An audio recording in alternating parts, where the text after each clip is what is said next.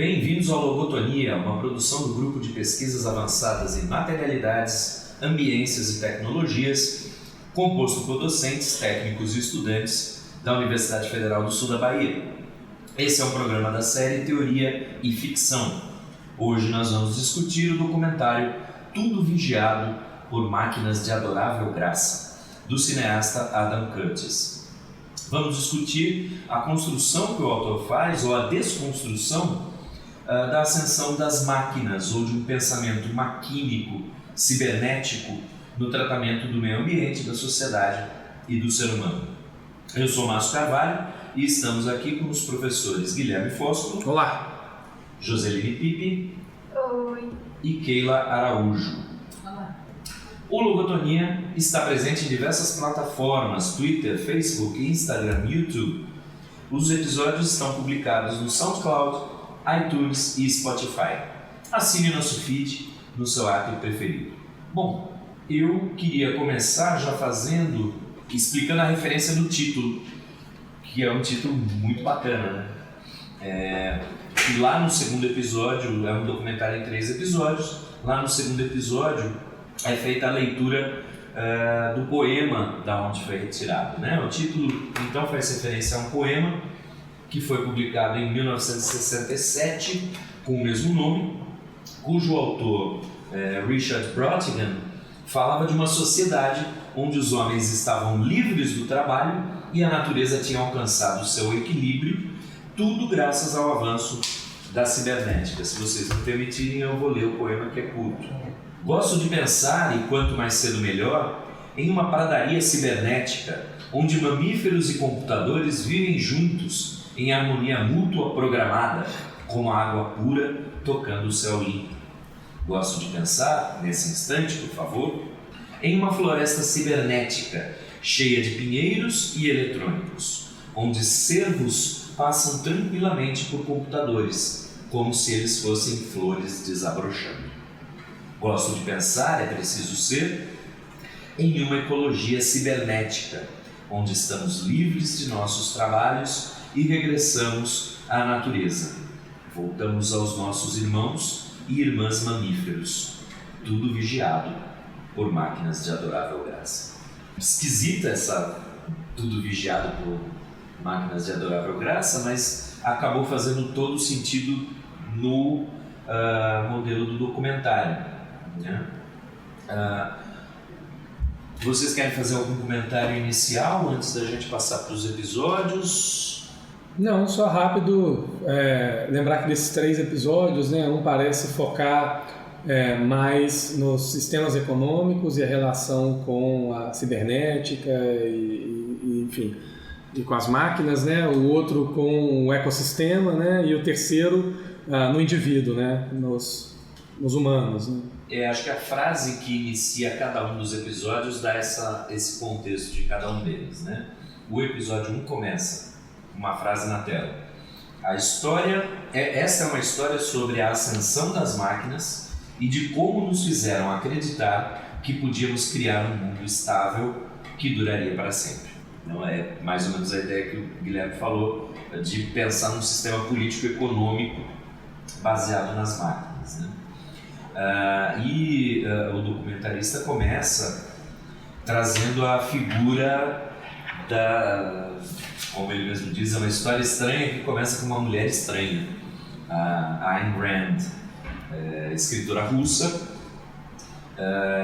que propõe uma filosofia que ela chama de objetivismo, que na verdade afirma que o ser humano está sozinho no universo e deve se libertar de todas as formas de controle político e religioso e viver suas vidas apenas para cumprir seus desejos egoístas. Ela não dá crédito a nenhum filósofo, apenas Aristóteles, o que é interessantíssimo, né? Você se comparar diretamente a Aristóteles como um filósofo precursor, mas afirma que as ideias dela são próprias, sua filosofia é única, vem toda de sua própria concepção. O único objetivo do ser humano, segundo ela, deveria ser buscar sua própria felicidade, seu próprio autointeresse.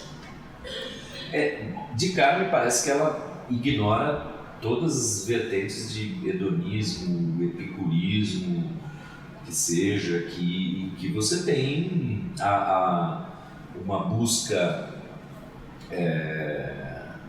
por uma vida boa que não passa pelo altruísmo necessariamente. Lógico que não são iguais, eu não estou dizendo que o epicurismo, por exemplo, é a pura busca do interesse próprio, mas tem esse elemento também, não tem, Guilherme? Bem, mas eu acho que o que é mais curioso da Ayn Rand é porque só sendo bastante gente boa, né, não sei, amplo, que você pode chamar ela de filósofo, né? Porque ela não é um filósofo, uma filósofa na tradição filosófica, né? Ela não é comentada, ela não é... Mas o povo chama Olavo de Carvalho. Então, exatamente é isso que eu ia chegar, né?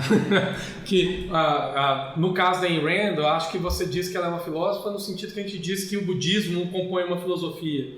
Ela constrói, ela produz, né, uma série de valores e de orientações pessoais que estão mais próximas da ideologia do que da filosofia, né? Eu só queria te corrigir, que não sou eu, não. Ela que falou. Ah, sim. Ela é filósofa. Mas assim, com esse comentário eu só quero dizer que ela não é uma filósofa da tradição. De fato, ela não reconstrói argumentos filosóficos, ela não trabalha com a tradição. O único autor da filosofia que ela diz ter influenciado a ela, e não sei como, porque ela não dialoga de maneira nenhuma com esse autor, é Aristóteles, né? Então, de fato, se trata de uma produção, uma narrativa wild, né? Que não se conecta com a filosofia, né? Seria algo da ordem, não sei, das pessoas que falam em coach de física quântica. Mas é interessante, no momento que ela começa a ser cultuada nos Estados Unidos, é bem naquele momento que se precisa de uma ideia, de um princípio para justificar as mudanças políticas e econômicas que iam começar a ser operadas, né? Então, é quase como uma justificativa para se investir, para se aceitar a racionalidade das, abre aspas, máquinas, né, que estavam começando a surgir naquele momento ali. Então, por mais que seja aquela história, você deixa de lado a fé, a religião, deixa de lado a política, que é o que muito depois vai aparecer no segundo episódio, o pessoal se utiliza dessas ideias para justificar uma ação política. Chama atenção, né, como a Joseline disse,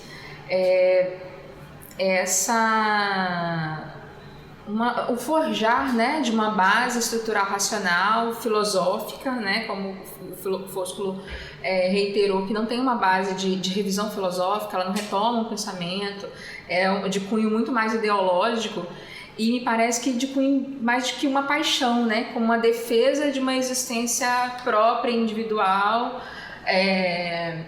que ampare interesses individuais, financeiros principalmente, né? Então está muito próximo do sofismo, né? De uma vertente irracionalista, ao que parece. O documentário deixa isso muito claro, né? Que a base é de uma construção estritamente racional, né? Ao extremo racional, mas que está permeada por paixões, inclusive, muito próprias e limitadas, né? Tanto ideologicamente como a defesa da própria existência de uma expansão, de um domínio, de um poder, quanto paixões que perpassam o individual mesmo, né? O indivíduo e as relações próximas entre os participantes daquele grupo.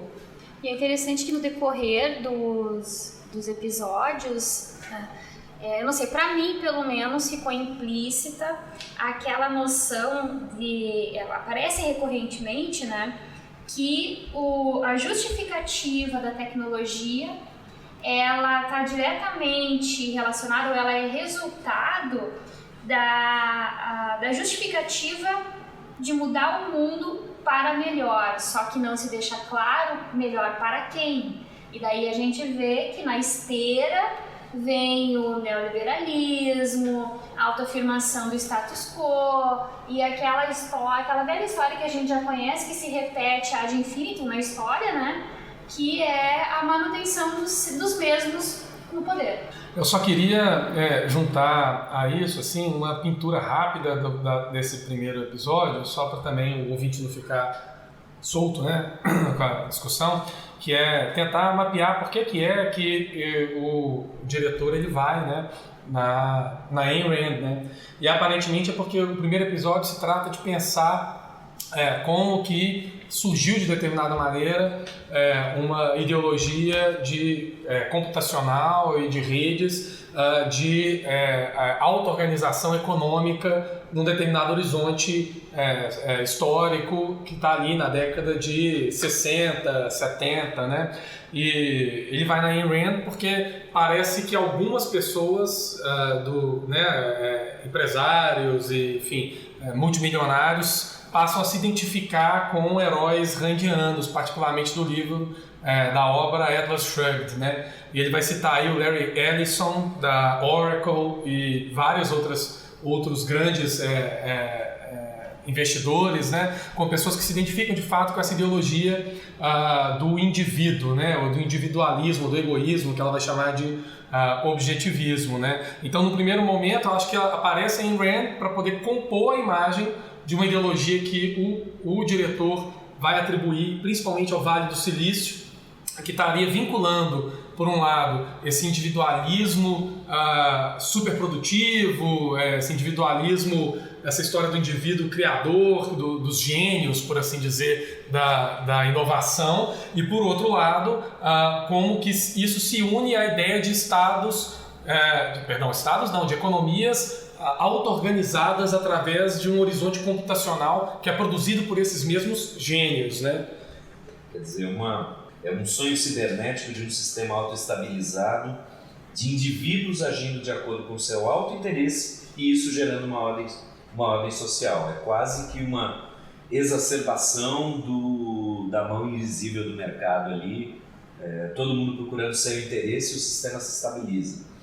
Só que isso expandido para fora do mercado, para a sociedade, prescindindo de organização política na visão deles. Mas como a Josi lembrou muito bem, essa é uma decisão política. Quando você decide, eu sempre falo para os alunos lá na ciência política, a primeira coisa da ciência política é a decisão. Se tem decisão, tem política. Mesmo que eu decida pelo técnico. E aí cria-se uma ideologia de que eu posso prescindir da política usando um instrumento técnico, o que obviamente é uma ideologia e uma decisão política. E só isso que eles não percebem. Um comentário rápido sobre as pessoas que estão ali, do alcance dessa ideologia, né? Passa, porque eu me lembrei rapidamente, pelo Alan Greenspan, e que é um economista, um analista econômico de sucesso, tanto na indústria quanto no mercado de ações, etc. E que acaba... Foi presidente do Banco Central. Isso, que acabou sendo o chairman, né? Um dos chairmans do Banco Central, da Federal Reserve dos Estados Unidos, e tendo trabalhado no Fed, né? Na presidência do Reagan, do Bush, do Clinton e do Bush filho, etc. Né? Então, é uma pessoa que tem... esse Alan Greenspan fazia parte do círculo interno da Ayn Rand, né? Então, assim, eu acho que por ele... O coletivo dá para medir o alcance da viagem na maionese da Rand, né?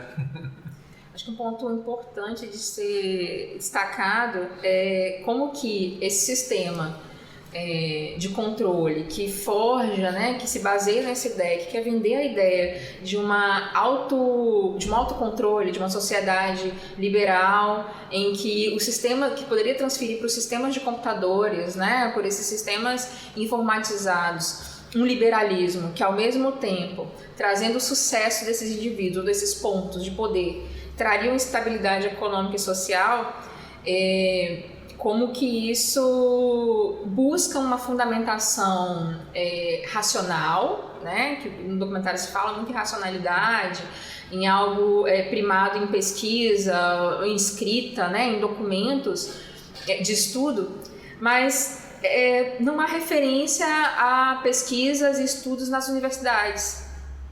Né? Pouquíssimo, não sei se vocês notaram isso. Então, como que tenta se forjar um conhecimento muito próximo de que na verdade é um irracionalismo, porque não tem uma base teórica de estudo, de pesquisa, de revisão, de atualização de pesquisa, de atualização diária de conhecimento, não tem nenhum respeito por essas áreas, né? Uma autora, a Ayn, que se refere como única referência a Aristóteles e pula né, milênios aí de estudo, de filosofia, de construção de conhecimento. É no mínimo de se desconfiar, mas por interesse econômico, né, de uma ordem econômica dos grandes, né, que se tornam referência, acabam sendo uma base para esse construto aí de intelectual, né?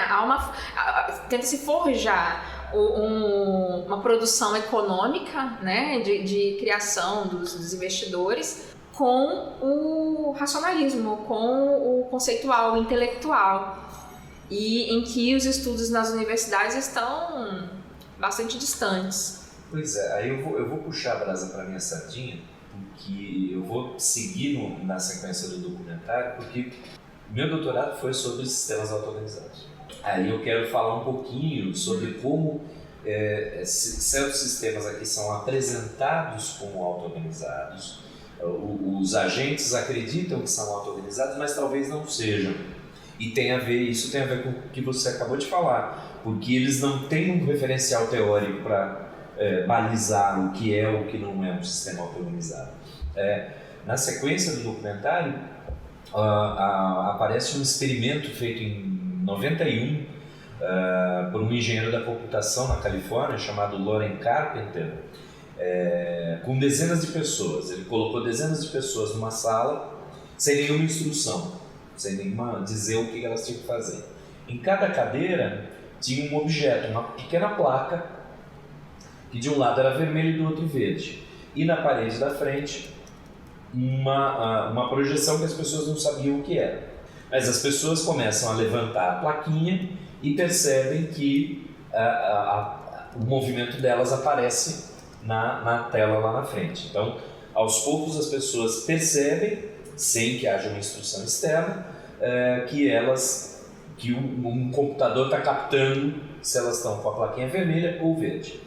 Quando ela vira a plaquinha para o lado verde, aparece um ponto verde na tela e um ponto vermelho quando ela vira. Mas o próximo passo do experimento é projetar sobre a parede um jogo de Pong, velho telejogo, que são uma barrinha de cada lado, movimento só vertical, uma bolinha batendo de um lado para o outro, e dois jogadores teriam que cada um controlar a sua barrinha para interferir na bola, bater na bola. Bom, também sem nenhuma instrução, as pessoas começam a girar suas plaquinhas e aos poucos elas percebem que metade da sala está controlando um jogador, um pauzinho, e a outra metade está controlando o outro. E elas começam a perceber que quando elas viram o lado verde para frente da tela, o seu jogador, o pauzinho sobe, e quando elas viram o lado vermelho, o pauzinho desce. Mas mesmo assim precisa ter alguma organização, porque se todos virarem o verde, o pauzinho sai da tela. Então as pessoas, em tese, se auto-organizam nos dois times e se auto-organizam em quantos mais ou menos vão levantar o verde e o vermelho para posicionar o pauzinho ali na posição certa, a barrinha na posição certa. Esse engenheiro considera então que ele criou um experimento, um modelo de uma sociedade sem hierarquia, onde todos em conjunto definem os rumos da sociedade, e por estarem ligados por uma máquina emergiria uma ordem, uma estabilidade. Então todos são completamente livres para fazer o que quiserem, liberdade total, mas emerge uma ordem, e aí ele considera isso um modelo para uma sociedade auto-organizada. Bom, eu queria, ele chama isso de consenso subconsciente. Eu queria argumentar no sentido de que esse não é um sistema auto-organizado. Para fazer isso, eu sigo no meu trabalho o filósofo político Michel Lebrun, e ele gostava muito de metáforas com futebol, então eu vou usar um exemplo de futebol para tentar explicar o que é um sistema, ou o que é a emergência de um Estado auto-organizado num sistema. Vocês, quem acompanha um pouquinho de futebol, já deve ter visto jogos. Pensa num jogo de Libertadores, que é ida e volta, e aí você está jogando em casa, seu time está jogando em casa e está 2-0. Bom, não vale a pena abrir muito a defesa e tomar o risco de tomar um gol em casa, porque em certas competições assim, gol fora conta em dobro para o desempate, e ao mesmo tempo o time que está perdendo 2 gols dá para eu tirar em casa, mas se eu for muito para frente e tomar 3, aí eu tenho que fazer 3 em casa para ir para os pênaltis. Então, de uma certa forma, sem que haja comunicação, sem que haja um jogador falando para o outro ou o técnico falando para os jogadores, mas os dois times diminuem o ritmo do jogo. Essa é a emergência de uma forma que não estava prevista nas regras, não está prevista na regra do futebol, não está prevista, ninguém mandou, não tem uma lei, mas é uma forma que emerge em vários jogos, não é em todos, mas ela emerge de maneira recorrente.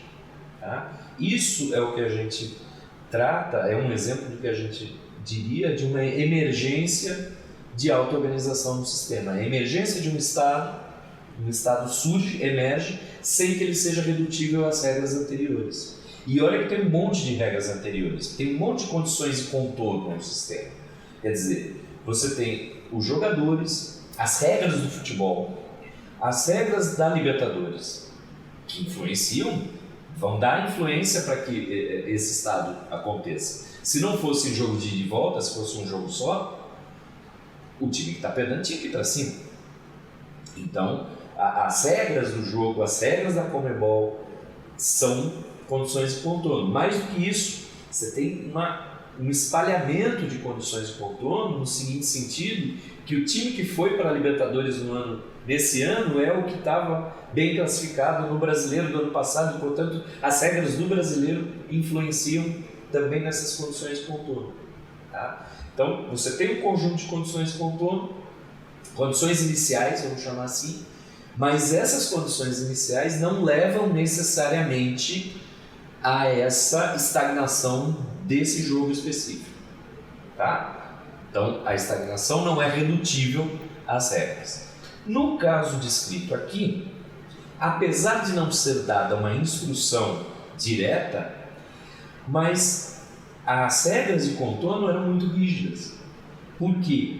Você mexer a plaquinha verde faz com que incremente um ponto no bastão. Você colocar a plaquinha vermelha faz com que decremente um ponto na altura do bastão. Não há outra saída, não há outro resultado possível. Por isso que eu vou dizer aqui que eles achavam que estavam trabalhando com um sistema auto-organizado, mas era um sistema heterorganizado, porque a regra de formação estava dada. Se as regras de formação fossem geradas ao longo do processo, isso caracterizaria um sistema auto-organizado. Tá? Se a forma final emergisse ao longo do processo e da interação entre as pessoas, isso seria um sistema auto-organizado. Mas não, a regra é dada, ela é fixa. Quando a gente fala de videogames, né, essa é uma das questões com videogames. Não existe ainda a possibilidade de você criar sua própria história num jogo. Um dos jogos que mais te dá liberdade que eu joguei na minha vida foi o Zelda Breath of the Wild. A gente já falou até sobre esse jogo aqui. Porque os programadores pensaram em diversas possibilidades. Você fala assim, putz, eu vou tentar subir nessa árvore. O jogo te deixa. Mas não é porque você pensou, é porque o programador pensou que alguém poderia pensar nisso. Uma das coisas que, por mais liberdade que a gente tenha, uma das coisas que não dá para fazer no jogo, por exemplo, tem os cachorrinhos ali. Você consegue jogar comida para eles, mas você não consegue fazer um afago. E eu ficava tentando, como é que eu faço aqui para fazer um carinho no cachorro? E não dava. E um dia, coincidentemente, eu li uma entrevista com um dos programadores e ele explicou, olha, as ações, a gente tem ações básicas e elas se desdobram de maneiras em consequências diferentes. Então, por exemplo, jogar a comida. Se eu jogo no chão, é uma coisa, a comida fica lá. Se eu jogo na panela, ela vai ser cozida. Se eu jogo para o cachorro vai comer. Então tem uma ação, jogar a comida, mas onde eu realizo a ação, me dá o resultado final. E a gente não tinha nenhuma ação semelhante a afagar. A gente teria que fazer toda uma programação para ter só uma coisa. A gente chegou a pensar nisso, mas não era eficiente. Mas tem com os cavalos. Você assobia os cavalos, né? Você faz um carinho, um bom garoto, não sei, uma coisa assim. No Zelda? Não lembro, não. Eu acho que Eu mexi no eu tô confundindo com Red Dead. Você tá confundindo com Red Dead. Bom, mas enfim, o que eu tô querendo dizer é que você precisa pré-programar. Então você não vai ter como ter um jogo que tem auto-organização, pelo menos não agora. Tá? Eu fiz toda essa fala para explicar um pouquinho essa ideia de sistemas auto-organizados e dizer que, e aí eu não sei se é o documentarista, mas com certeza esse engenheiro estava achando que tratava de um sistema que se auto-organizava, mas ele está pondo a regra inicial. Então, o pressuposto de que uma sociedade vai se auto-organizar não é válido no sentido de que tem que ter pressupostos políticos aí. Mas eu acho que o que ele quer construir aí, só para envelopar também esse primeiro episódio, é a ideia do seguinte: em primeiro lugar, existe a auto-organização dos sistemas econômicos. Em segundo lugar, eu acho que ele quer... existe, não estou dizendo eu que existe, né? Estou falando que é o argumento dele. Em segundo lugar, que essa auto-organização se mundializa ou tem o potencial de se mundializar via máquina, ou via criação de um sistema mundial, uma rede mundial de computadores. Esse é o argumento 2. O argumento 3 é que há uma expectativa de que o Estado se torne obsoleto nesse sentido, na visão desses ideólogos, porque, portanto, esse mercado poderia se autorregular mundialmente, né? E o que eu acho que o diretor tenta trazer com essa ideia no argumento é de que a crise nos Estados Unidos, que vai se armar, segundo ele, depois do liberalismo levado adiante com o Clinton, ela tem que ver exatamente com a incapacidade do sistema se auto-organizar para a estabilidade sem intervenção do Estado. Esse seria, eu acho, o argumento dele, porque ele vai atrás do Stiglitz, que é o Nobel de Economia, e o Nobel disse que trabalhava na época, se eu não me engano, no Fed também, não lembro se era no Fed, mas enfim, ele era um conselheiro, e não era ouvido pelo Clinton, de que iria dar merda a política de desregulamentação do Clinton, e a análise dele que ele faz na época, ele diz, é porque há um crescimento exacerbado dos lucros das empresas com a desregulamentação, não acompanhado por um crescimento na produção. Ele fala, bom, tem alguma coisa errada, tem uma irracionalidade na fé dessas empresas, né? Vai se estourar essa bolha, né? E é o que acabou ocorrendo. Ele vai explicar com o interlúdio na China por que essa bolha foi possível, etc, etc.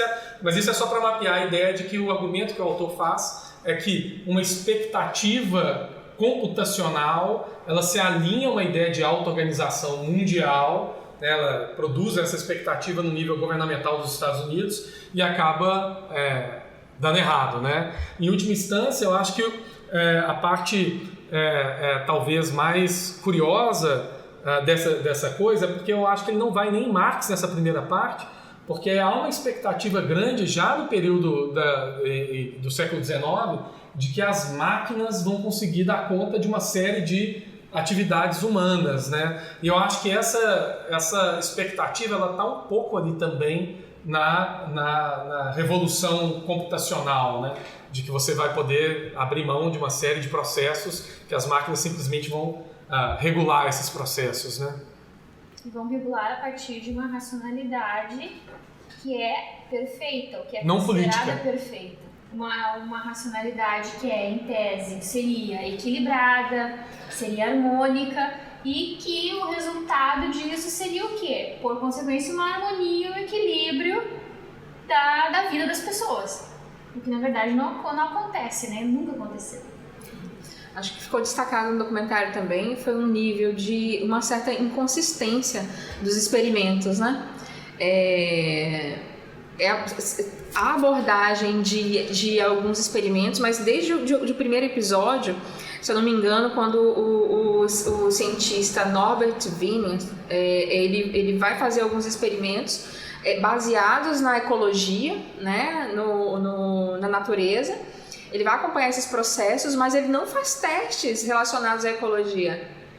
Os testes são matemáticos, ele transfere aquela lógica que ele enxergou no meio ambiente, né, em questões biológicas, ele transfere para a matemática e todo o conceito é criado com cálculos matemáticos sem ter sido feito testes propriamente biológicos. E dali se cria toda um conceito que já transfere para a máquina, por meio dos cálculos, essa autorregulação, né, contínua, e fica muito clara essa transferência, né, a transferência para a máquina e para o programa como justificativa para uma transferência de responsabilidade política do próprio discurso que é formado, né? Há uma centralidade em direcionar para o programa, né, para o sistema, para esse cálculo que afasta muito do humano, né? Essa parte me fez lembrar do livro do Ailton Krenak, Ideias para Adiar o Fim do Mundo, né? Que foi um dos livros mais vendidos nessa virada de 2019-2020 no Brasil, em que ele registra uma conferência proferida em Portugal e ele questiona essa ideia de humanidade, né? Que seria essa humanidade que se fala, né? Ele traz como base o crime ambiental da Vale, né? Em Mariana, que destruiu o Rio Doce, né? E como passou a ser a vida dos ribeirinhos, dos povos indígenas, das comunidades, né, originais. E ele questiona essa ideia de humanidade, né? Essa humanidade estaria ilesa de suas ações, né? Então se transfere essa ideia de sistema e do cálculo como algo separado do político, de um controle político, parece querer eximir o capital e a ordem econômica e produtiva de responsabilidades mesmo, né? De consequências. E me lembrou muito que o Ailton Krenak discute no livro dele, principalmente nesse entendimento de humanidade, né? E traz essa ideia de humanidade até como... Me lembrou essa ideia de sistema, em que se fala de humanidade, né? Ações, as necessidades econômicas, e até questiona esse sistema. Todas as empresas, né? A operação dessas empresas acaba sendo baseada em sistemas de organização. E como isso é falho, né? E aí ele questiona também a ideia de sustentabilidade.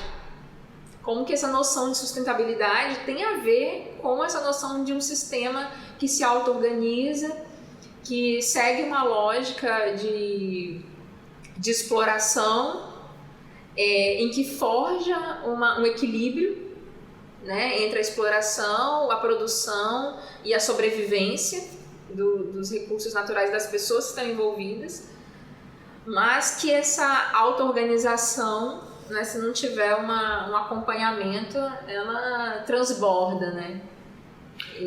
Eu acho que do que você comentou também, Keila, já conecta um pouco com o segundo episódio. É isso que eu ia pedir para ler o trecho inicial do segundo episódio, porque acho que a gente já vai para a questão do ecossistema. Essa é uma história sobre a ascensão das máquinas e da nossa crença no equilíbrio da natureza, como a ideia de ecossistema foi inventada e como ela nos inspirou e como ela nem mesmo era verdade. A parte mais interessante dessa segunda parte, eu acho, é como que se liga a ideia de ecossistema ou de um sistema auto-organizado que tende à estabilidade a uma homologia com os sistemas econômicos, né? E como que ela tende a exatamente esses interesses de auto-organização do capital, né? Ainda que indiretamente, né? E daí, assim, ou na verdade, diretamente, né? E daí o que eu pensei é porque isso também não é novo, né? Porque antes da auto-organização, etc., ser uma construção ideológica que justifica a mão invisível, por exemplo, né? A concepção também da natureza selvagem, etc., e predatória, também reificada, né, como justificativa para um sistema capitalista exploratório, né? Então não é exatamente novo essa coisa de você tentar justificar um sistema político, social e econômico a partir de um comparativo pretensamente científico de como que a natureza opera, ou como que ela funciona. E eu acho que o segundo episódio vai um pouco nessa direção, né, de mostrar como que esse vínculo ele é realizado, né? Tem uma coisa que salta aos olhos aí no segundo episódio,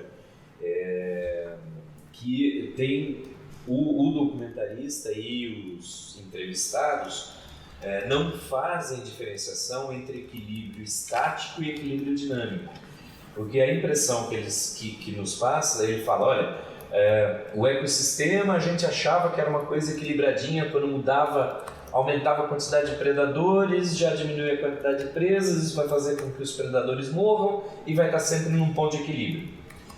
Isso é um equilíbrio estático, porque você volta para o mesmo ponto. Agora você pode ter equilíbrios dinâmicos em que o sistema salta para outro estado. Então, aí a gente pensar em sistemas complexos. Talvez a grande sacada do documentário ali, no final desse segundo episódio, que ela falou de experimentos, ele fala do experimento do cientista que foi lá para a pradaria e ficava registrando, né? O bichinho deu 2 mordidas na folha, o bichinho comeu 4 folhas, né? E tentando transformar isso em um sistema, colocando dados num computador para tentar encontrar o equilíbrio, e esse equilíbrio nunca vinha. Por quê? Porque você está simplificando um sistema que é complexo. Basicamente isso. O sistema é complexo demais para ser modelado dessa forma.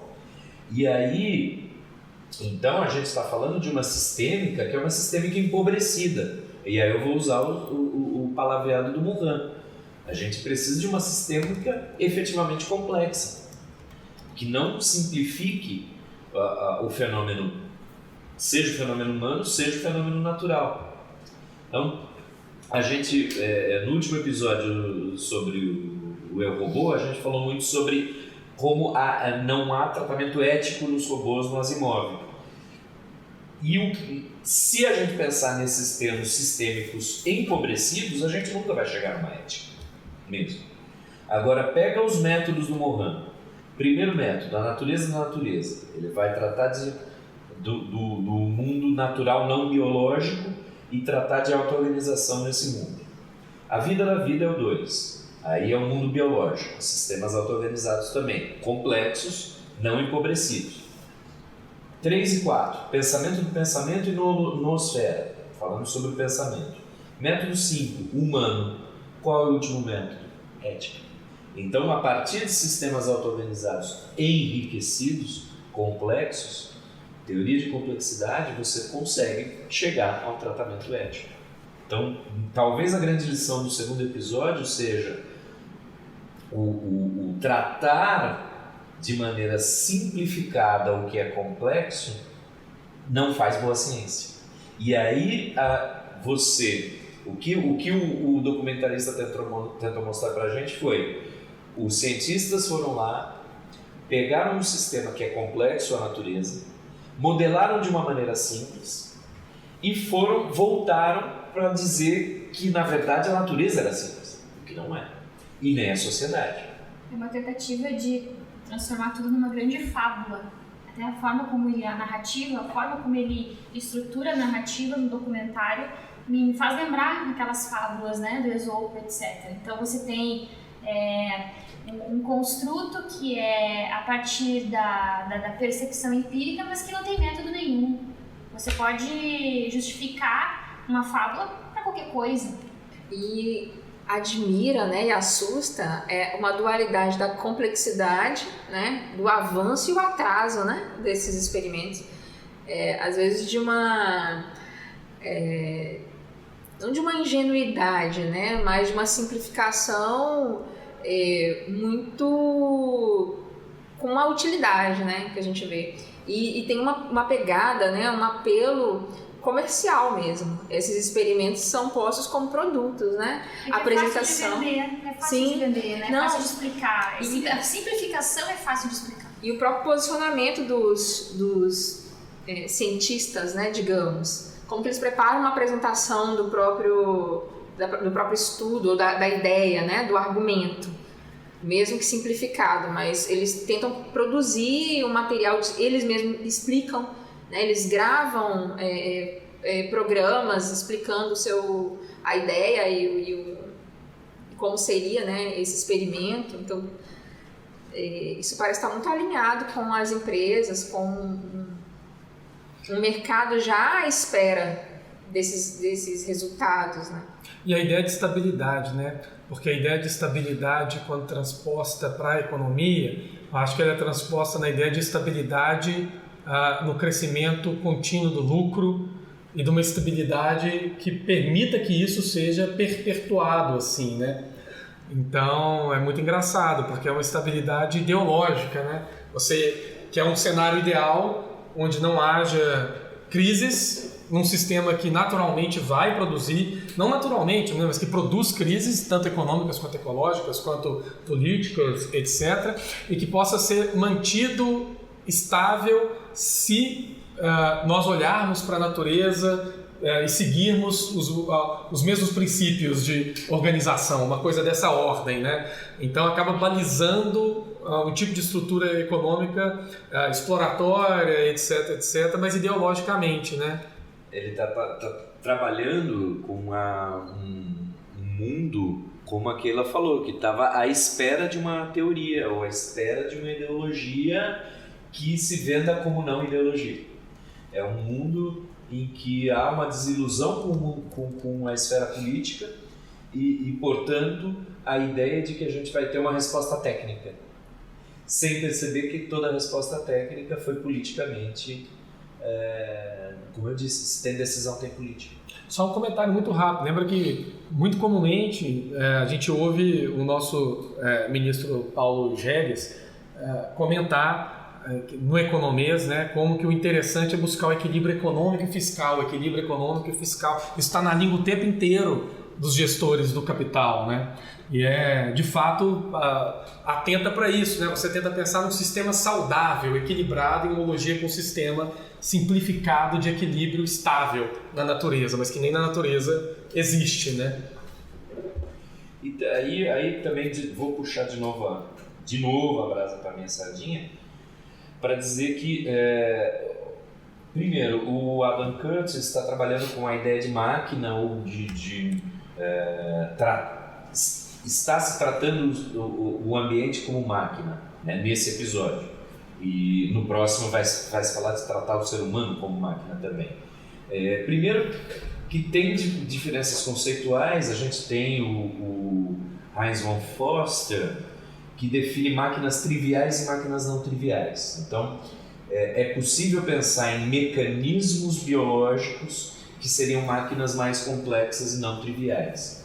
E, além disso, também pensar, junto com o Debran, e aí puxar minha tese, que a gente quando a gente está falando de sistemas auto-organizados complexos, a gente não está no reino do mecanicismo, a gente está no reino de um neomecanicismo em que pode haver determinações, mas que os sistemas iniciais numa auto-organização primária contêm elementos de caos. Os elementos, os membros do sistema não têm relações prévias, né? Essas relações se dão nas interações. Ao longo do processo é que você gera determinações, né? Então, se a gente usar essa sistêmica enriquecida, talvez a gente não caia nesse problema da simplificação e não caia nesses determinismos da máquina encarada como vamos dizer assim, o homem de lata sem coração. Né? Dá para ter o coração bater no homem de lata, já que a Josi lembrou tão bem que essas frases iniciais dos episódios lembram moral moral da história. Né? Qual é a moral ou He-Man dizendo o que aprendemos no desenho de hoje. Sim, possivelmente estudos que abarquem essa complexidade, possivelmente, é muito provável, estavam sendo desenvolvidos também. Então, ao mesmo tempo que a gente vê o espaço para esses estudos, para esses pesquisadores, né, que trouxeram seus estudos, mesmo que o que o documentário trouxe numa visão simplificada para ser divulgada, mas até que ponto serve, né, a esse interesse que é econômico e político também, né? Então isso também intriga bastante, né? Porque é uma área que já estava, que os estudos, né, da própria cibernética, dos sistemas de máquinas estavam sendo desenvolvidos. É lógico que fica muito preso ali, né, nos Estados Unidos, mas parece que muita coisa fica oculta para justamente servir a esses interesses da economia. E me parece, até pelo que a gente vive também, que não há um real interesse, né? O mercado, ele não teria os ganhos que tem se essa complexidade fosse posta. Eu acho que isso aí já conduz para o terceiro episódio, que eu vou pedir para o Márcio ler a frase de abertura também, né? Já que estamos assim. No terceiro episódio abre com: essa é a história sobre a ascensão das máquinas e por que ninguém mais acredita que se pode mudar o mundo para melhor. De como decidimos que nós mesmos éramos máquinas, jogamos videogames e ajudamos a iniciar a Guerra Mundial Africana. Essa terceira parte é engraçada porque eu acho que fecha o terceiro ponto do argumento, se é que a gente pode chamar que há um argumento, né? Porque a gente estava conversando antes que os episódios do Curtis, ele tem uma maneira de fazer documentário que é muito caótica, mas ao mesmo tempo ele constrói um argumento que pode passar batido se você se perder, né? Ele não reconstrói o argumento assim, né, como papinha para você ficar atento a tudo que está acontecendo, né? Mas tem um argumento ali no meio do caos, assim, né? Que ele vai construindo com várias imagens que às vezes se conectam só perifericamente com esse argumento. E esse terceiro episódio parece que conclui no seguinte sentido: primeiro, máquinas e sistemas econômicos; o segundo, máquinas e auto-organização de ecossistemas; e o terceiro, a ideia dos máquinas e indivíduos como máquinas, mas não exatamente indivíduos, né, genes, né, indivíduos como espécie de veículos para genes. E vocês me corrigem se eu estiver errado, mas a ideia que está aí por trás para mim é a ideia de justificar genocídios.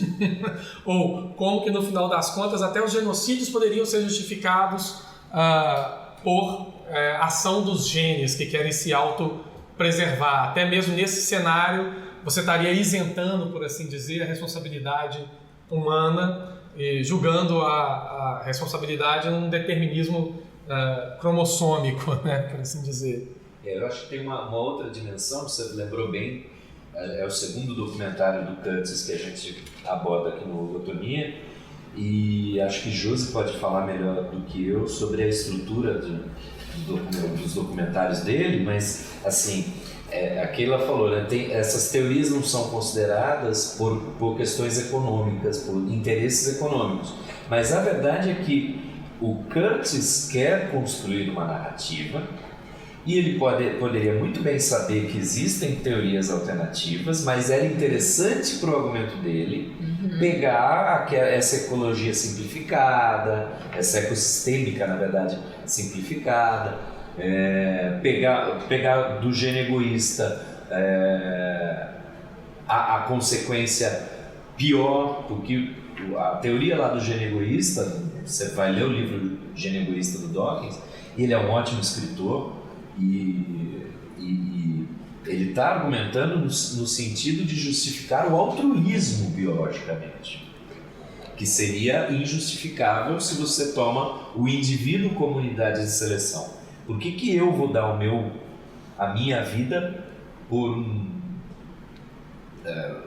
nem que seja por irmãos ou por filhos, Se eu sou a unidade de seleção, eu sou a unidade que tem que ser vista. Quando ele joga para o gen, ele explica, olha, esse gen está em mim e com 50% de probabilidade está em cada um dos meus irmãos. Então, eu dar a vida pelos meus irmãos, meus pais, meus filhos, tal, vale a pena. Em termos do gen, não do indivíduo, perdi a vida, mas do gen vale. Então ele está justificando o altruísmo, mas o Curtis pega não a justificativa do altruísmo, mas um argumento espelho em que o gene egoísta também justifica o genocídio. Por quê? Porque faz bem para a narrativa dele. Sim, se a gente for pegar toda a produção documental do Curtis, ele vai trabalhar qual é que é o pano de fundo. É o poder e como que esse poder ele se mostra na sociedade, como que ele evolui conforme os tempos evoluem. Se a gente for pegar esses 3 episódios aí, nesse último chega no ápice, né, que é essa questão aí que o Márcio bem lembrou a respeito de uma tentativa, então, a partir dessa lógica, justificar o injustificável, que seria o genocídio. Isso aí começou como? Começou ele falando lá do objetivismo com a Ayn Rand. O que era esse objetivismo? Você tem que ser feliz, só que essa felicidade ela é do indivíduo. Então, a justificativa do indivíduo não apenas sobreviver, mas ele ser feliz independentemente dos custos que isso tem para a sociedade. E daí a gente vê o que nessa esteira? A gente vê o herói randiano. Quem é o herói randiano? Olha os entrevistados que ele trouxe ali não foram a esmo, foram justamente pensados para ele reforçar esse ponto de vista dele, esse ponto de vista documental dele. Então, e aí tá a grande sacada do documentário e também tá a grande sacada da apropriação que ele faz dessa linguagem jornalística, que é você construir uma narrativa a partir de fatos. Nessa narrativa você colocar o seu ponto de vista, que é subjetivo. Então,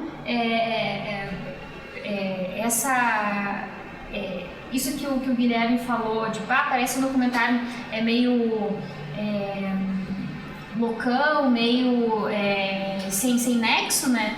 Mas é justamente para quê? Para justificar esse ponto de vista dele. Então ele procura nesses fatos, busca esses fatos, claro que vão ser encadeados a partir de uma lógica, de uma roteirização, né, do roteiro. Mas deixa eu voltar aqui no meu exemplo que eu queria falar da Ayn Rand. Quem é o cara que se considera o herói? Eu sou o herói, o meu filho na escola diz que eu sou o herói. Os 2 executivos lá de Manhattan, lá Vale do Silício. do Vale do Silício, né? Então, veja, são os Sharks da época. Então eles se identificam com os romances da Ayn Rand e de todo jeito estão sendo felizes, então a ação deles está justificada. E com a ideia do gene egoísta lá no 3º episódio, chega o ápice desse crescendo da narrativa, né? Que é mostrar como que o capital e logo o liberalismo ele vai se apropriar do futuro. E como é que ele se apropria do futuro? Se apropriando da máquina. Olha o que nós temos hoje, olha a quantidade de gadgets que a gente tem aqui nessa mesa, né? É resultado disso. Eu só quero fazer um adendo aí, Josi, porque eu me toquei bem rapidamente, que essa coisa do egoísmo, etc., que está no objetivismo da Rand, não está só na Rand, é um princípio de microeconomia, né? Porque os agentes microeconômicos são considerados unitários, racionais, egoístas e maximizadores de utilidade. Qualquer análise microeconômica tem por princípio o egoísmo do agente. Então, quer dizer, não tem sei lá, se tem alguma grande novidade na Ayn Rand, é simplesmente popularizar essa ideia numa mística ideológica, onde é que as pessoas podem se identificar de maneira positiva com esse egoísmo. né, afirmarem positivamente esse egoísmo ético e tal, né? Mas ele já é um princípio de ação da economia, assim, né, e das análises econômicas, né?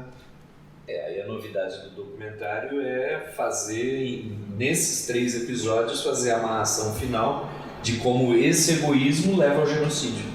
Sim, seria uma coisa dessa ordem, né?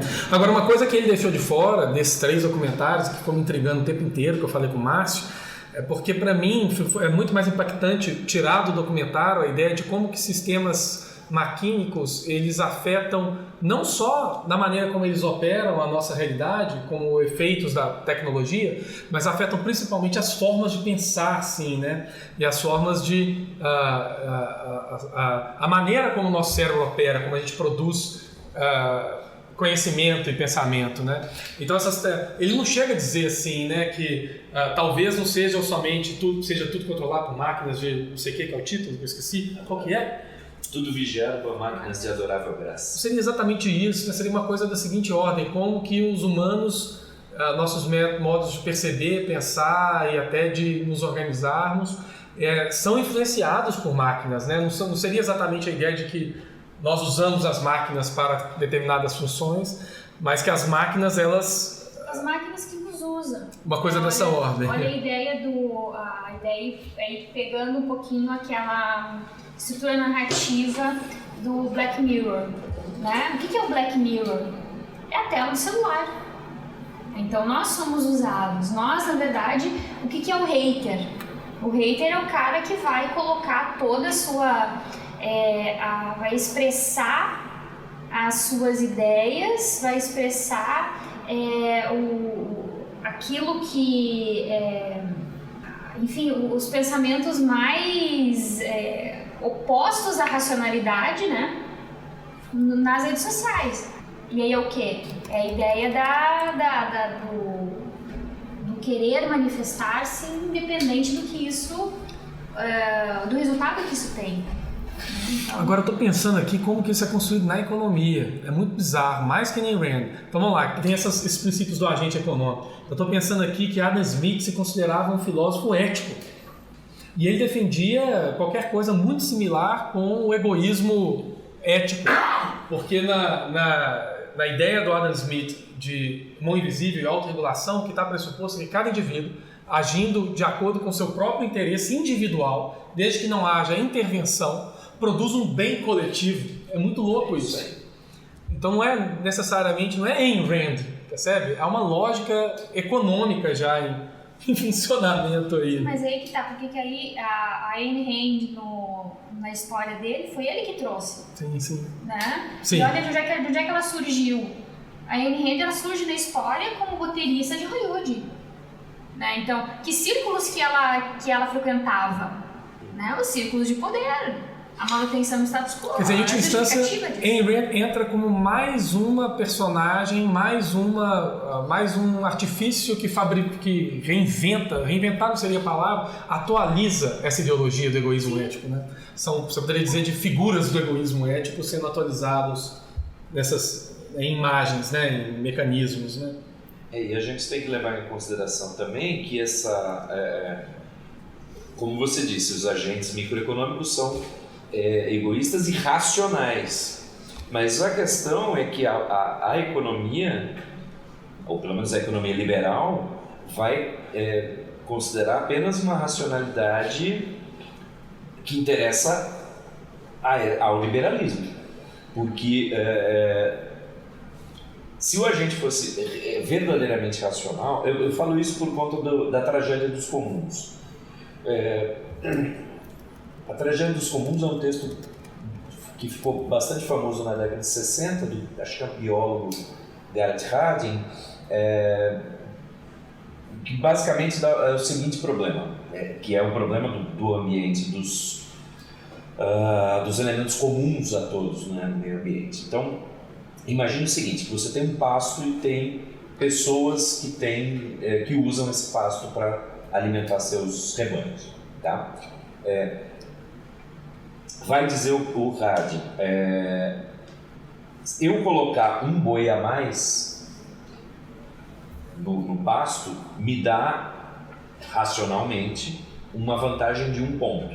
Só que se todos os agentes colocarem um boi a mais no pasto, o pasto acaba.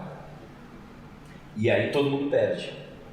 Então, segundo o argumento dele, a racionalidade liberal, o agente racional, agindo racionalmente e agindo egoisticamente, vai levar à destruição e não ao bem comum, né? Esse é o argumento da tragédia dos comuns, né? E que deriva, e aí a solução que ele propõe é uma coerção mutuamente consentida. Os agentes têm que consentir que os outros podem coagi-los a não usar o commons demais, né? Mas o que eu argumento é que a partir do momento que o Harding fez essa análise entrou na racionalidade entendida como o conjunto dos conhecimentos racionais do ser humano. E portanto, se o agente fosse efetivamente racional, ele já saberia que vai dar merda lá na frente. Então, eu uso esse argumento para dizer que o agente racional da economia, da microeconomia liberal, na verdade não é racional. Ele tem uma emulação de racionalidade que é o que o liberal entende por racional, que é buscar meu lucro. É uma racionalidade que quase que se funde ou se confunde com o egoísmo. Talvez não necessariamente que ele entende como racional, mas aquele que ele quer fazer ser considerado. Porque parece que a gente vive em vários níveis de racionalidade, né? No último encontro a gente estava falando sobre os memes, e aí você vê essa gama dos ultra empresários, né?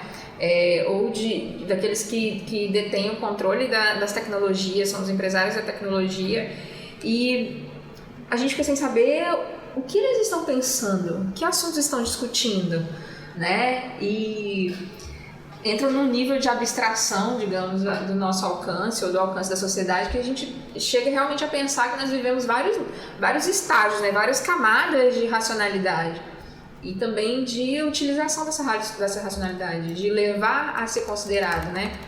Por meio da economia, de ações de intervenção na economia ou de administração de uma divulgação mesmo, né?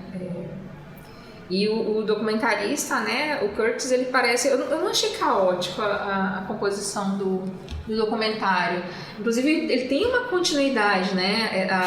Ele preza muito pela coesão ali, desde o início, assim, uma retomada até. Ele não fica retomando para reafirmar, mas o que nós temos lá no início do primeiro episódio acaba se mantendo em vários momentos, né, voltando ao cunho do ecossistema, do sistema, do gene, do biológico e do tecnológico, e até o final. Então, assim, eu notei até um didatismo mesmo na posição dele.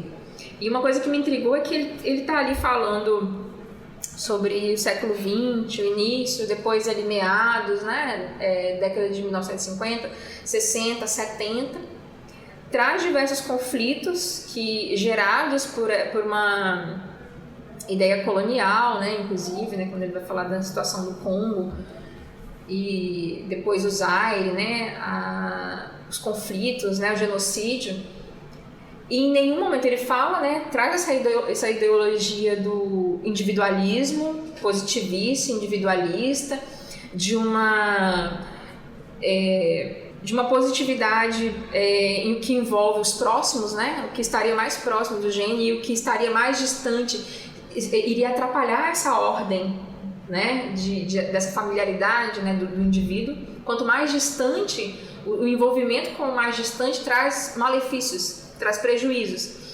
E durante o documentário não há nenhuma referência à segregação estadunidense, né, segregação racial estadunidense, as lutas pelos direitos civis, os massacres que ocorreram ali em território norte-americano. Há uma ligação muito próxima, né, de uma ideia até mesmo da eugenia, porque essa palavra não é utilizada ali, vem um holismo, né? Usa o termo holismo, mas a gente em vários momentos tem isso e não há nenhuma referência a esse conflito e uma problematização, né, da sociedade naquele momento de massacre e ao mesmo tempo de luta, né, pelos direitos para pôr fim a uma segregação. E isso eu notei com estranheza. Mas é um ponto de vista, né?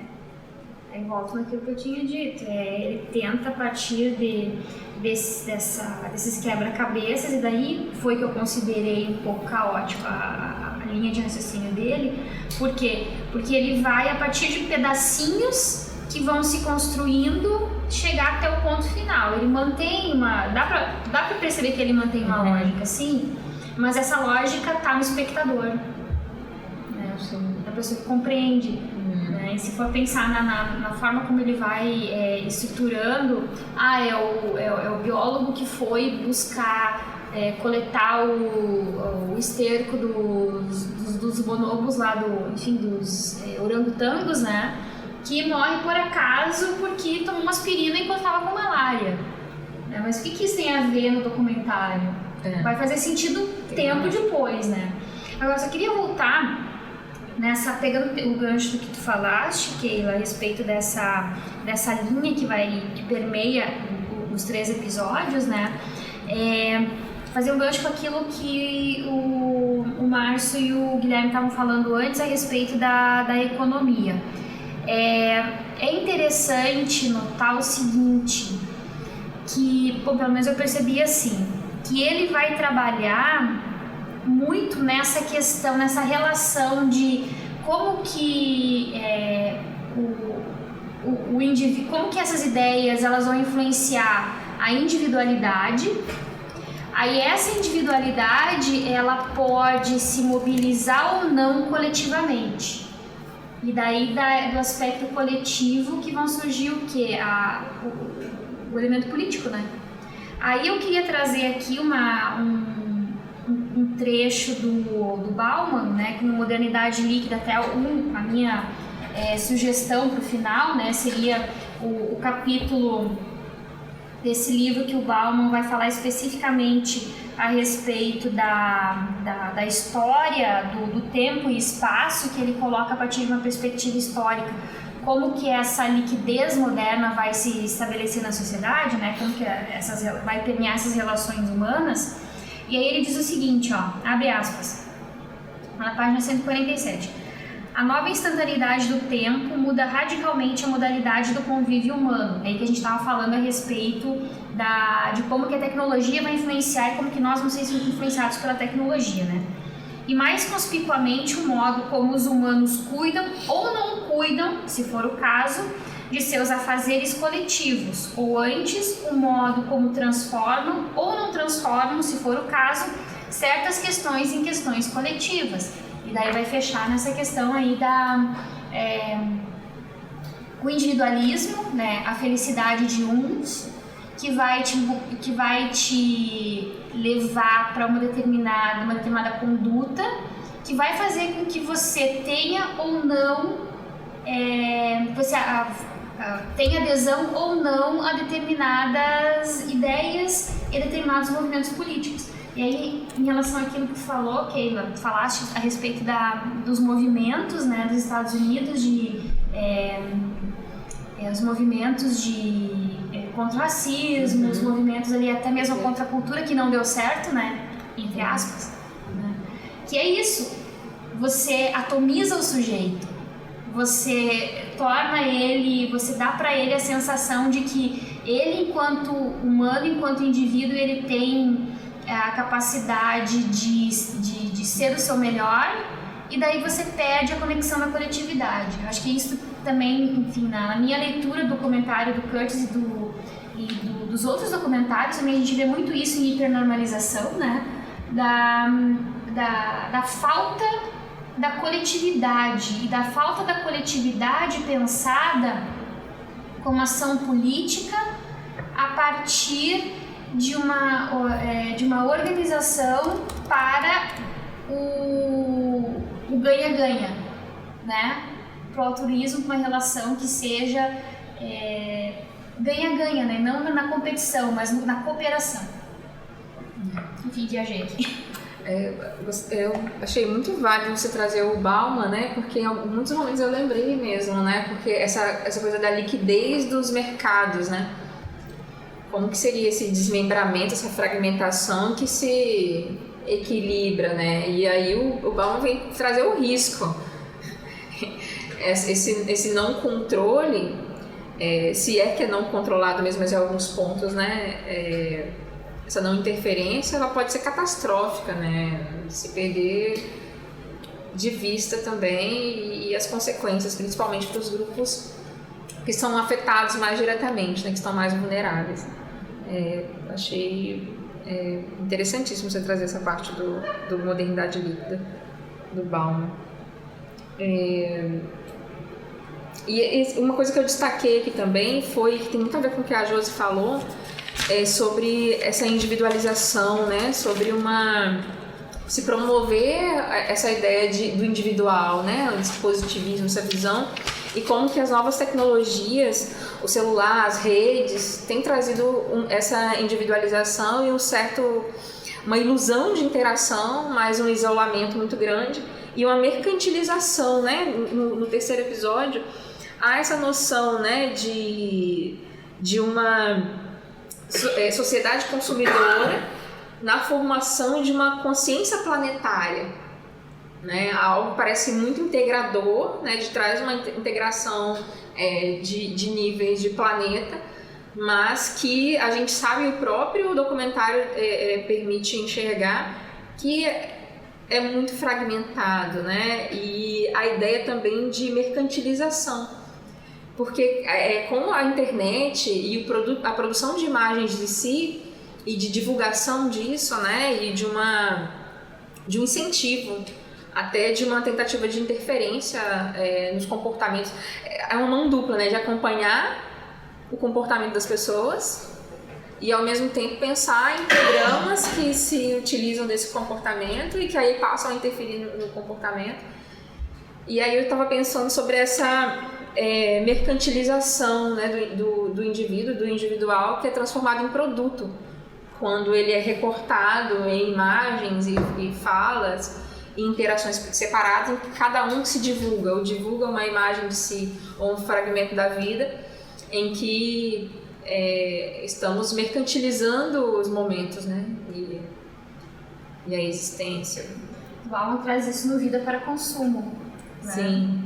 Essa coisa de você estar exposto, né? Você se mercantiliza e você é consumido enquanto produto.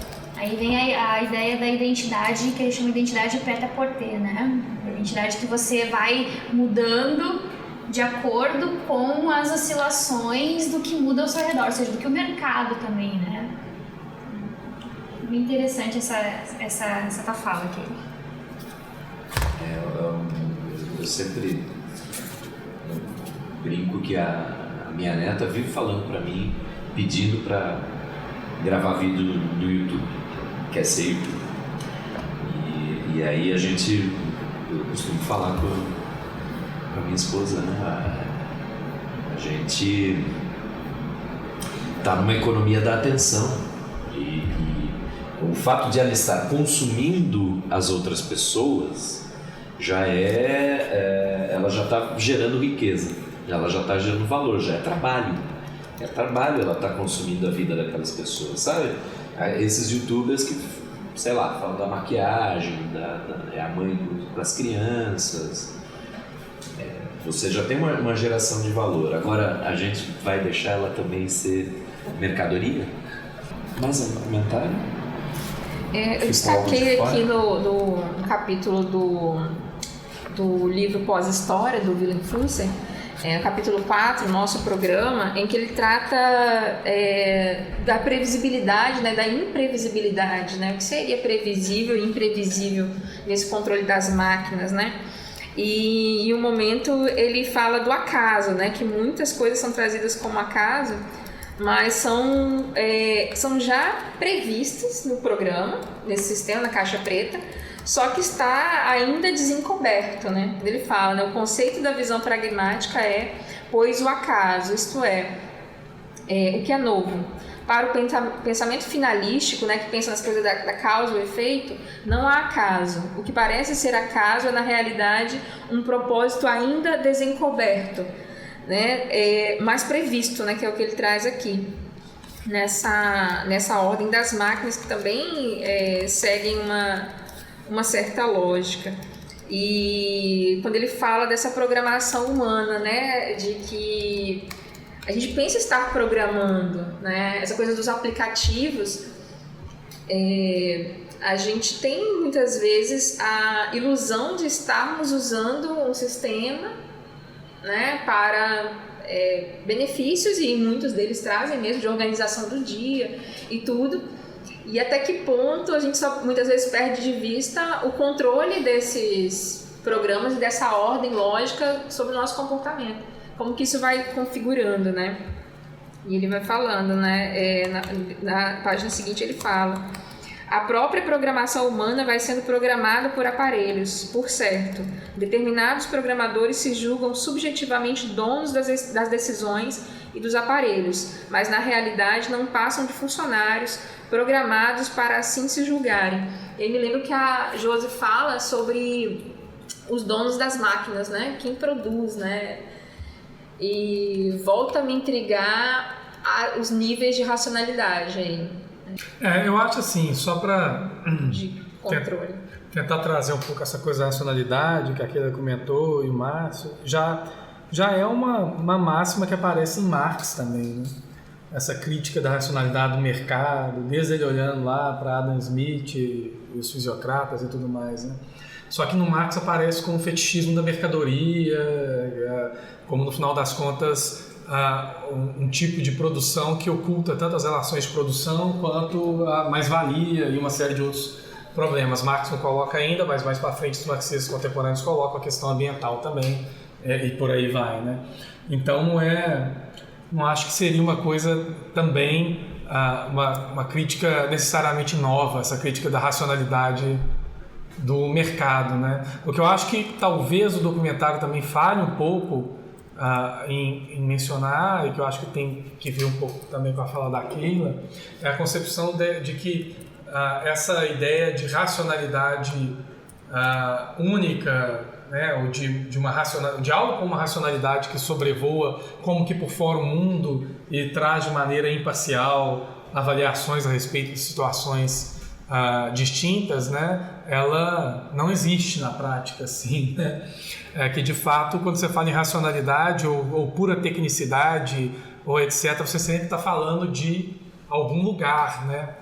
Então, seja a racionalidade tecnocrática da economia ou da economia vulgar, ou seja, da racionalidade dos cientistas que pensam sistemas complexos como o ecossistema, né?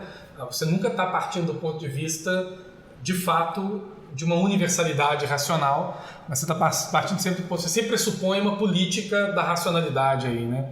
Uma coisa dessa ordem, né? Eu só fui um pouco em Marx, porque Marx eu acho que talvez tenha sido um dos primeiros, o primeiro romantismo alemão também tem, a fazer uma crítica da racionalidade nesse sentido, né? Que ela é politicamente embedded, né? Assim, politicamente constituída, né? Mas assim, em relação à racionalidade e o pensamento constituído, né, a partir de pesquisas, revisão do que já tinha sido desenvolvido, o que me preocupa é muitas vezes essa racionalidade construída em outros campos para se sobressair a outras instâncias de estudo, né? Igual no documentário cita pouquíssimos estudos desenvolvidos por universidades, né? E o mercado, como estaria, né? E aí preocupa muito também pensar as universidades ou as instituições de ensino geridas pelo mercado, né? Então, essa ordem racionalista mesmo, né? Que não seria talvez um forjar a racionalidade, ou apenas uma esfera da racionalidade que é posta como justificativa para essa movimentação, né? Então parece que pode haver, né, que há um incentivo de uma racionalidade propriamente desenvolvida para fins de interesse econômico, sabe? Então, assim, que a gente fala de racionalidade, de estudos intelectuais, né? Como se viesse de um espaço apenas, né? Como se tivesse só uma origem. Mas só lembro que, assim, eu acho que, pensando até cientificamente, as instituições não estão a parte disso, né? Então, só para dar um exemplo, eu não lembro de todos os detalhes, mas a crise ambiental, climática, até pouco tempo atrás, você tinha a indústria financiando 1, 2, 3 cientistas para produzirem papers tentando provar que não existia crise climática para manter a produção industrial, né? E esses 2 ou 3 papers eram divulgados como, olha, isso aí não é consenso. Então, quer dizer, de fato há interferências o tempo inteiro, né? Não há esse jogo, né, com a racionalidades e um incentivo muitas vezes ao irracionalismo, levando em conta, considerando experimentos que na verdade não se consolidaram como incontestáveis, ou os métodos nem chegaram a ser conhecidos de uma forma profunda, né? Mas, o assim, próprio documentário traz alguns aqui. Mas essa crítica à racionalidade, assim, tem uma outra ainda que é interessante, que é a crítica ao racionalismo, né, que é isso que você colocou, que é essa ideia de que, no final das contas, a racionalidade ela serve, está um pouco em Nietzsche também, né, de cobertor para as nossas aspirações não racionais ou pulsões. Então você, em primeiro lugar, tem uma adesão passional, em segundo lugar, você racionaliza o seu... Que é exatamente o que ele mostra a Ayn Rand fazendo. Ela vai lá e fala pro cara, ó, é racional você ficar comigo. Você tem um caso comigo. Bom, acho que já dá pra gente dar uma encerrada. Alguém comentar alguma coisa? Eu acho que se ninguém tiver mais nenhum comentário, a gente já pode partir para as dicas. Vocês pensaram em alguma dica? Eu vou falar primeiro, para quem não pensou poder pensar.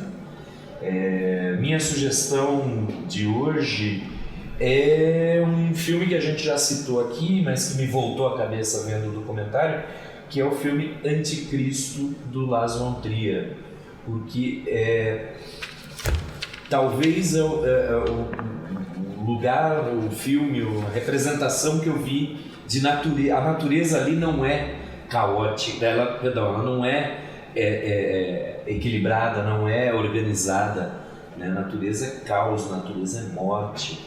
E quando a gente estava falando no episódio do Mad Max Fury Road, a gente chegou a falar que o Miller, apesar da direção muito boa, do roteiro muito interessante, mas ele cai no velho clichê da mulher fêmea natureza, mulher relacionada à natureza, homem relacionado ao poder, né? E o Lars von Trier subverte isso em Anticristo, subverte completamente isso. Tem várias facetas do feminino no filme e ele não faz essa identificação direta de feminilidade e natureza, e também não faz a relação direta de natureza com organização. É tudo mais caótico. E como segunda dica, também ouvindo a trilha sonora do Tudo Vigiado por Máquinas de Aerograça, tem lá um pouco de Kraftwerk, tem algum Leonard Cohen, acho que tem Nine Inch Nails, então ouçam Kraftwerk, Leonard Cohen, Nine Inch Nails, e ouçam coisa boa na sua vida. Eu vou sugerir de novo um jogo que chama Horizon Zero Dawn. Eu não sei se o Márcio chegou a jogar ou se alguma de vocês chegou. Não, eu tenho Xbox, ele é exclusivo. Sim, então vou resumir muito rapidamente. Deu merda, acabou a vida na Terra, há um sistema computacional que trata de terraformar a Terra novamente para produzir condições para a vida. E é um sistema que tenta trabalhar com essa ideia de equilíbrio, etc. Ele reinsere DNA humano e produz um cradle, um lugar onde os humanos vão nascer. E há várias máquinas que se comportam no jogo como animais, nessa tentativa de recuperar a Terra. E é um jogo que me lembrou um pouco o primeiro episódio da série que a gente viu hoje, no sentido de tentar compor uma ideologia, ainda que ali seja uma distopia, né, de um mundo organizado por humanos e máquinas ao mesmo tempo. E um livro também rápido, mas que não tem tanto a ver com isso, mas está vinculado um pouco à ideia desse jogo, que é o Always Coming Home, da Ursula Le Guin, e que é também um cenário de ficção científica onde o mundo acabou, etc., né? E que as tribos humanas convivem com os restos tecnológicos que ficaram para trás, né? Me lembrou um pouco esse Horizon Zero Dawn, ainda que não tenha essa coisa computacional e tudo mais. Mas, curiosamente, as duas coisas surgem de uma ideologia de São Francisco, Vale do Silício, etc., que a Ursula Le Guin também é de lá, né? Então, acho que o primeiro episódio desse documentário é on the spot, assim, né? Identificar um sintoma do Vale do Silício, né? Bem, a minha indicação tem a ver, né, com esse grupo que, ao mesmo tempo, acreditou e fez acreditar nessa autoestabilização regida por máquinas, né, por sistemas, antes biológicos, depois tecnológicos, e que o documentário traz como caótico, e a gente também observa como caótico, foge até ao nosso alcance, né, chega a um nível de abstração que o Willem Flusser faz, né, que inclusive parece que é arquitetado já para isso, talvez essas camadas de racionalidade, e o Ailton Krenak vem trazer, né, no livro Ideias para Adiar o Fim do Mundo, que foi na verdade uma ideia para uma conferência e que ele formulou e que ele chama, na verdade, para a responsabilidade, né? Peraí, nós vamos continuar insistindo nesse programa, né? Já falido desde o início, e como adiar esse fim de mundo, né? Então, alguma pergunta que ele faz aqui, entre outras, né? Quando a gente vai entender que os estados nacionais já se desmancharam, que a velha ideia dessas agências já estava falida na origem, né? Então, que prevê essa mercantilização. Então, uma dica, para quem não leu ainda, é um texto bem curto, do Ailton Krenak, que é um intelectual, né, representante dos povos indígenas no Brasil. Eu acho que tem muito a dialogar com essa discussão, muito contribuir. Bom, então, a minha dica eu já falei um pouquinho a respeito dela durante o programa. Eu trouxe aqui o capítulo, especificamente o capítulo 3, do livro Modernidade Líquida do Bauman, né, Zygmunt Bauman. No capítulo 3, que se intitula Tempo e Espaço, são 40 páginas, ele vai fazer uma história a respeito da relação entre o tempo e o espaço, né, nesse momento de evolução tecnológica da humanidade, como isso vai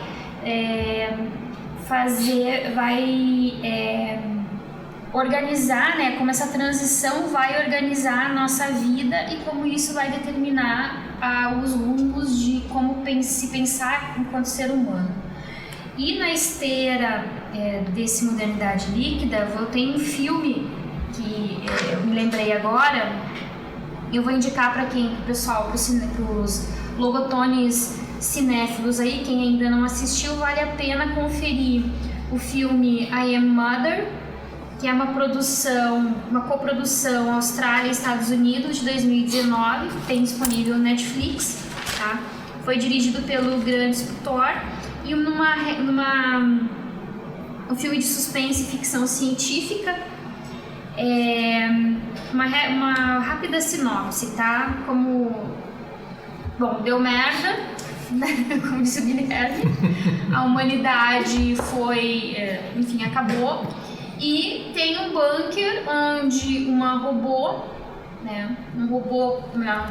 com voz feminina cria novos humanos. Então ela tem o papel de mãe, né? E esses humanos, eles são criados para serem bons. Só que daí entra um joguinho ali psicológico muito interessante, que é o seguinte: como é que você racionalmente cria um ser humano para ser bom? A partir como que uma máquina vai criar um ser humano para não fazer mal para outros seres humanos?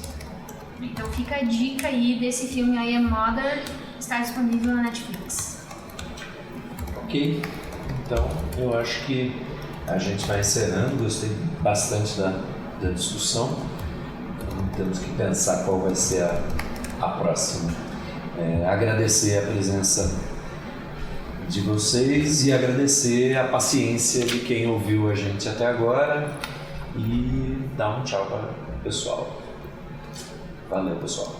Tchau. Tchauzinho. Até a Hasta próxima. luego.